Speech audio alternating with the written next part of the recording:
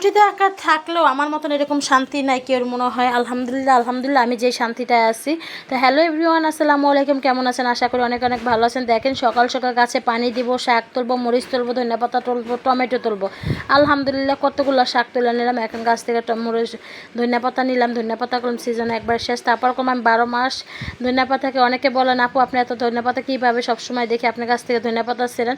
আলহামদুলিল্লাহ দেখেন আমার কয়েকটা গাছ আছে, তো আমি গাছগুলো পুরো উঠাই না কখনোই, মানে আগে উঠাইতাম কিন্তু বুঝতাম না, কিন্তু এখন দেখি ও অর্ধেক ছেড়লে পরবর্তীতে আবারও নতুন করে পড় নেয়।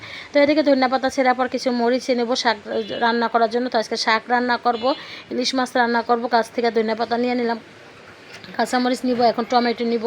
আলহামদুলিল্লাহ এর থেকে শান্তি আর কী আছে বলেন তো? আমার মনে হয় না কোটি টাকা থাকলেও আমার কাছে এত শান্তি লাগতো। মানে আমার কাছে এত শান্তি লাগে, কোটি টাকার থেকেও বেশি শান্তি লাগে আলহামদুলিল্লাহ।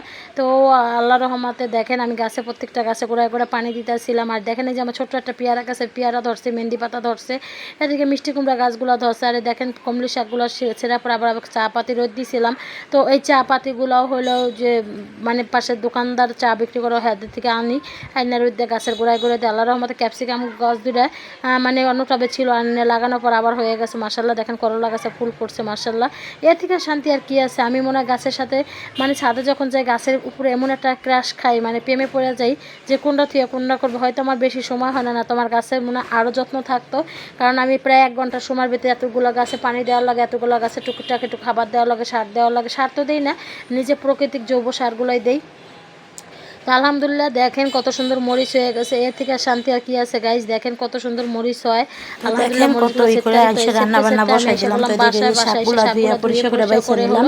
তো মাঝখানে একটা ফোন এসে পড়ছিল, তো এই যে মাছগুলো ইলিশ মাছগুলো হালকা একটু ভেজে নিব। ভেজে নেওয়ার পর হলো রান্না করব। তো ভাবলাম একটু হালকা ভেজে ডাটা দিয়ে রান্না করে দেখি কেমন লাগে। সবসময় তো কষে রান্না করি।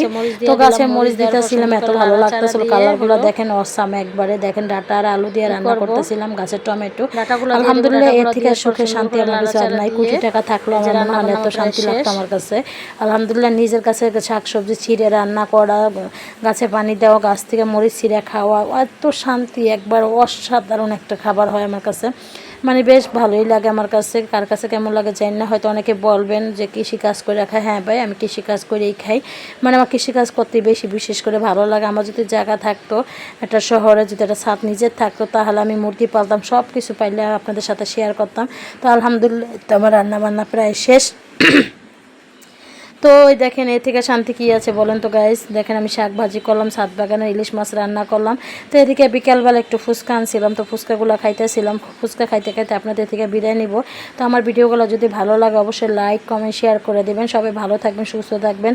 আল্লাহ হাফেজ, আসসালামু আলাইকুম।